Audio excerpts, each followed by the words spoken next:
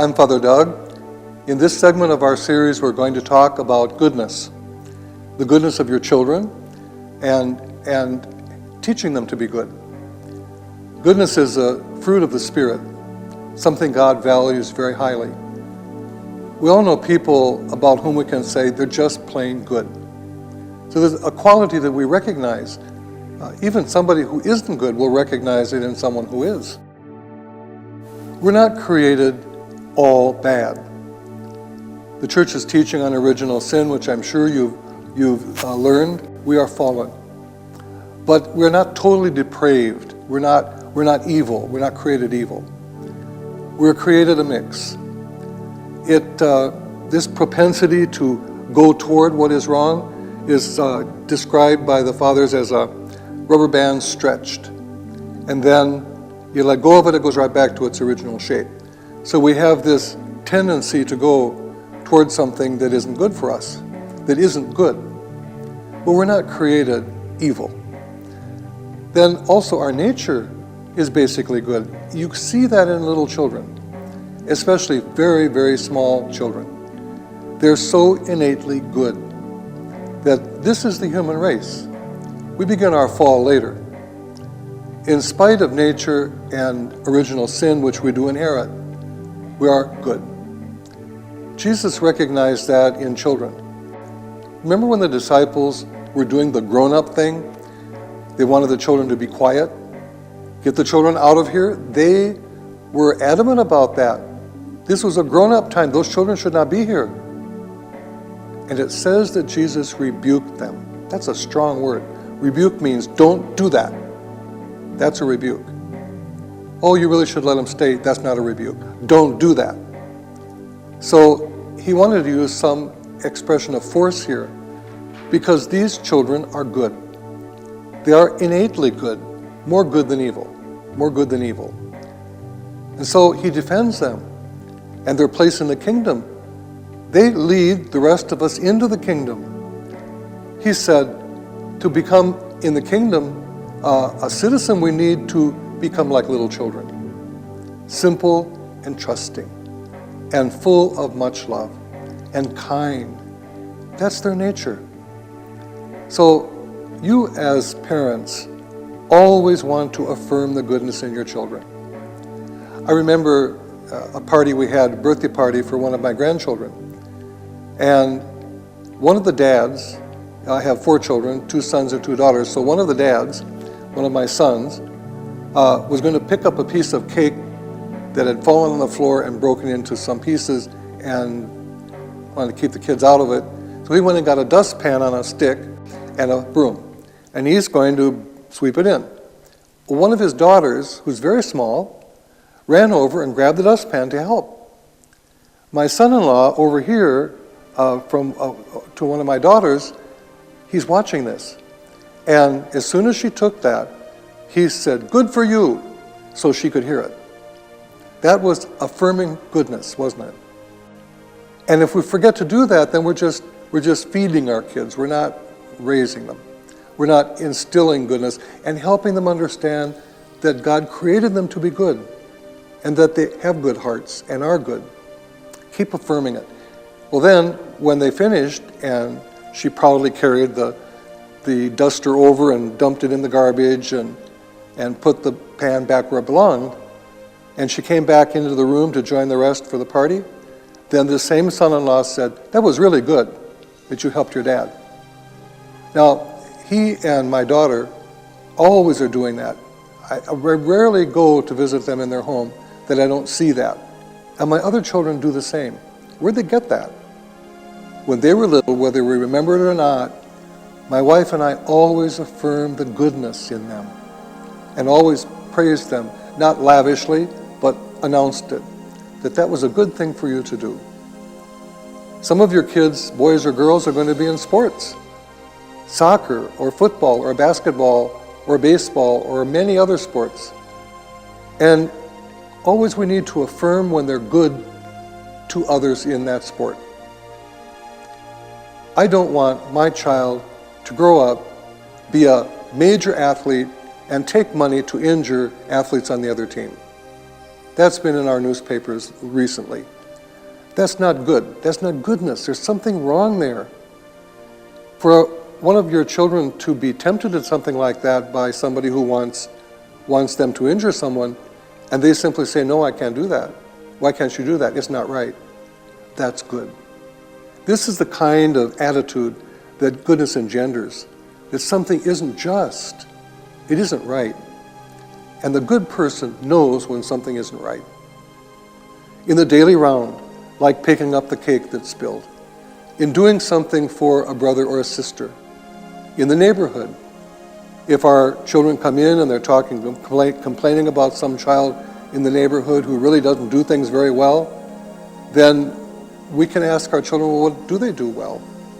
We can bring it to a positive.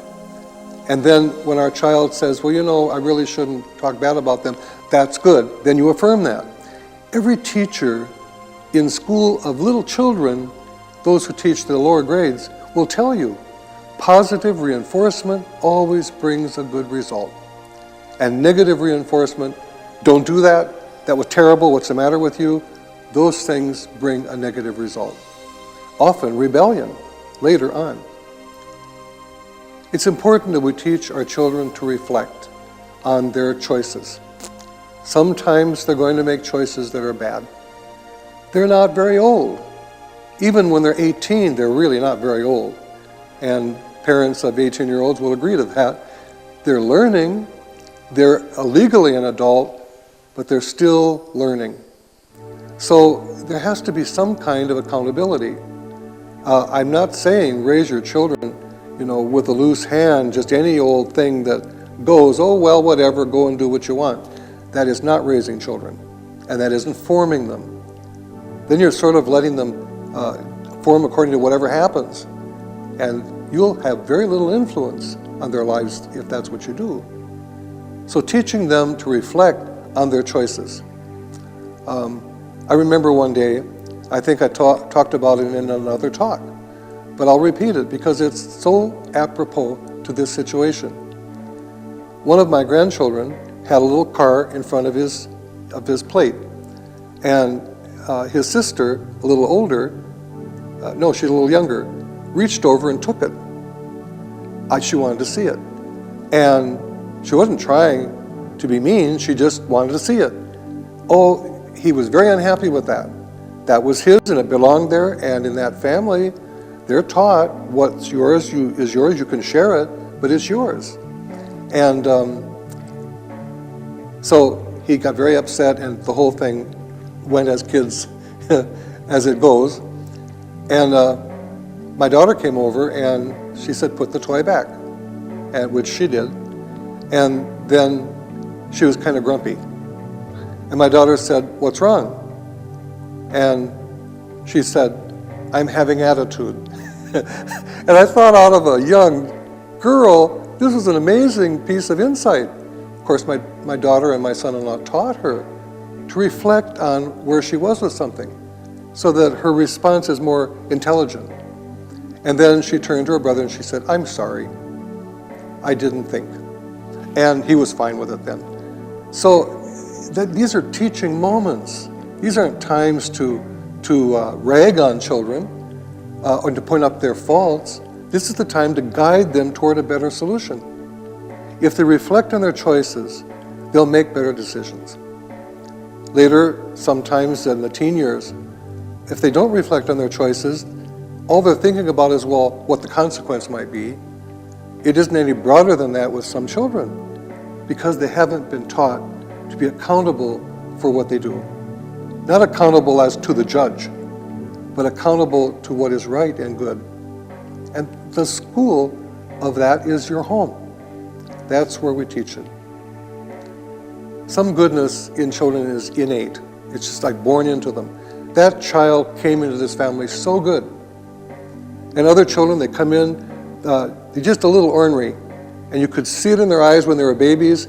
When you look at the baby picture, remember what they look like, and you look at the grown-up kid, maybe 17, 18 years old, they're the same. Everything that this was going to be was started right here in this little infant. You begin to see how different each child is one from the other. Then I think we realize that goodness can be something that comes in a child, comes in them. And then also they have to be taught goodness, some more than others. So that's our job. I think we can depend always on the Holy Spirit to guide us. If your prayer is, Holy Spirit, help me be a good parent. Help me teach rather than rebuke. If rebuke is what I need to do, as Jesus needed to do that with his disciples, that's what I do. Don't do that. Maybe they got their hand near a flame, or maybe they're too young to understand. I want them to understand that this is going to hurt them. And then I scoop them up and hug them and say, I don't want you hurt. Then they understand. The rebuke was to teach. It wasn't because you don't like them. We just don't know all this when we're starting to raise kids. That first one comes, you don't have a clue what to do. And so I think following some of these talks, you'll have some ideas, you'll have reflected a little bit, and I think it'll be helpful. We need to depend on the Virgin Mary.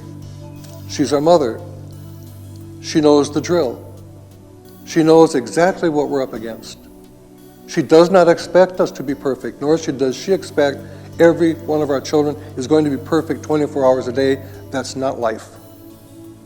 But she knows what's needed.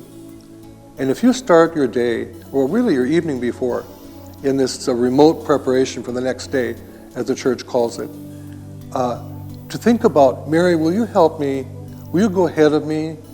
So kind of with your wonderful intercession and kind of prepare the way for my day tomorrow and help me at my work, with my spouse, with my children, with the people in the neighborhood. Just go ahead so that things are ready for me, and then help me with the grace and wisdom of the Holy Spirit so that I can walk through it successfully. You know what happens? You begin to depend on that. And when things happen in your day, you say, how did that come to pass? And you feel like there was a preparation, that she did that, she went ahead. Things tend to go so much better. And I think prayer makes every difference. Jesus is always willing to listen, always, and always ready to help.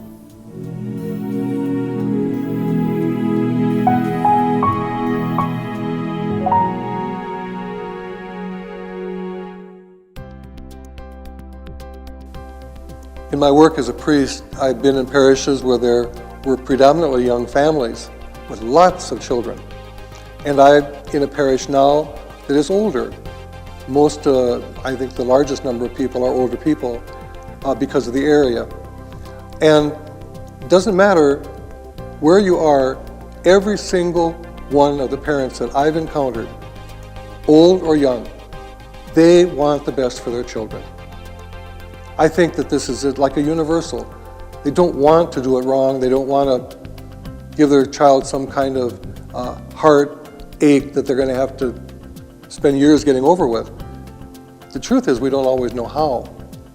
I think some parents, that the lament that I hear the most is from the older people.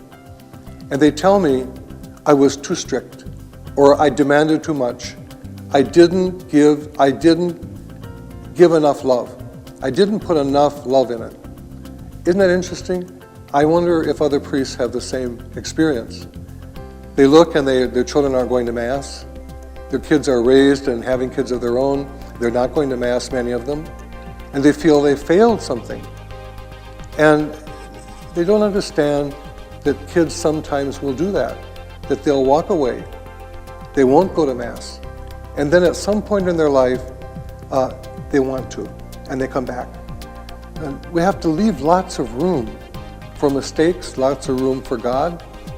It doesn't all work according to the book.